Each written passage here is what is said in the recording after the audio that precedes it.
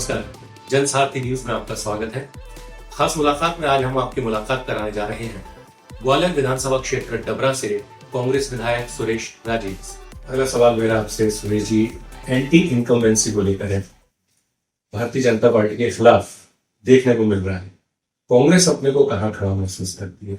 या सिर्फ anti incumbency के जरिए ही वो जीत हासिल कर लेगी, या उसको वाकई बहुत मेहनत की अभी भी जरूरत है?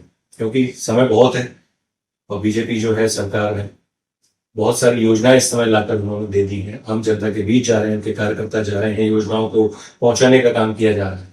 लेकिन कांग्रेस जो है अभी सिर्फ सभाएं करने में जुटी हुई है, सभी लोगों को इकट्ठा करने में जुटी हुई है।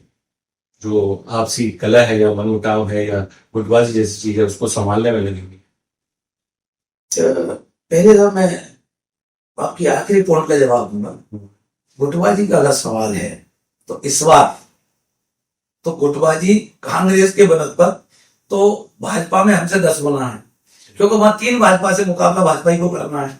नाराज भाजपा, महाराज भाजपा और शिवराज भाजपा। हमारे यहाँ ऐसा कुछ नहीं है। हमारे यहाँ एक नेता ओनली कमलनाथ जी के नेतृत्व में चुनाव हो रहा है और उनके नेतृत्व में पूरी पार्टी एकजुट है।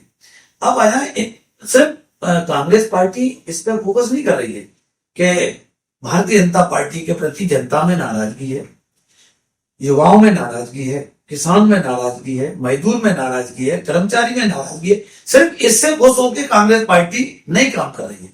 कांग्रेस पार्टी ने, मैं कह रहा हूं अभी तक के इतिहास की बात कर रहा हूं, हालांकि मुझे बहुत कम समय हुआ है कांग्रेस में, लेकिन लगातार हम नजर तो रखते ही थे।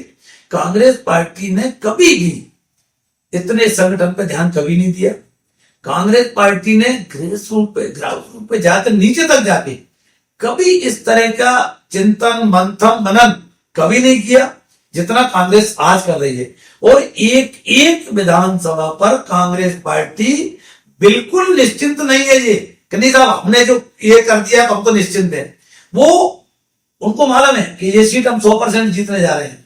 उसके बावजूद उस सीट पर जीती, उनको लग रहा है कि हम सीट जीत रहे हैं, इसके बावजूद उस सीट की भी उतनी चिंता कर रहे हैं जो हमारी उस सीट की कर रहे हैं। इसलिए ये मुगालते में कांग्रेस पार्टी बिल्कुल नहीं है, ना हमारे नेता हैं।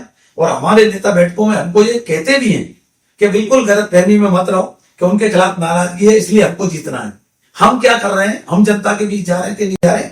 और जहां तक घोषणाओं का सवाल है, आखिरी शस्त्र था, इसको हम ब्रह्मास्त्र भी कह रहे, शिवराज जी ने जो लाडली बहना के नाम पर चलाया।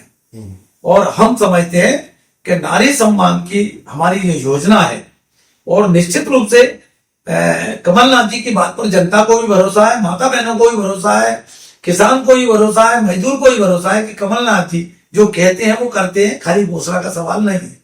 तो नारी सम्मान की जो हमारी पहल है और इसको लेके निश्चित रूप से वो उनका जो आखिरी ब्रह्मास्त्र था उससे भी हम बहुत भली बात पार पा लेंगे।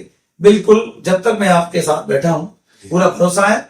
और चूंकि हम लोग लगातार क्षेत्र में ही है, एक बहुत ऐसा समय निकाल के, क्योंकि ये भी राजनीति का एक हिस्सा है, अगर इसके लिए समय नहीं निकालेंगे तो ये भी नाइंसाफी होगी। इसलिए हम लोग तो लगातार क्षेत्र में ही है। मतलब आप मेहनत कर रहे हैं सभी लोग? मैं तो जिस दिन से, मैं तो व्यक्तिगत बात कर रहा हूँ, जिस दिन से चुनाव जीता हूं, मैंने कभी नहीं सोचा कि मैं आज चुनाव जीत गया, अब 3 साल बाद चुनाव आएगा जब चुनाव लड़ने जाऊंगा। मैं जब घर से निकलता हूं तो अपने माँ बाप के चरण वंदना करके, उनका स्मरण करके, अपने इष्ट देव बालाजी महाराज का स्मरण करके जितना समय मिल जाए, रोज मैं यही सोच के निकलता हूं मैं चुनाव पे जा रहा हूं। मैं कभी नहीं सोचा कि अब चुनाव आएगा तब चुनाव पे जाऊंगा। मेरा जो कार्यक्रम रहता है दिन भर का, वो इसी में रहता है कि मैं चुनाव दौरे पर हूं। अगर कार्यक्रम आपको पसंद आया हो तो लाइक करिए, साथ ही सब्सक्राइब जरूर करिए। खास मुलाकात में फिलहाल इतना ही।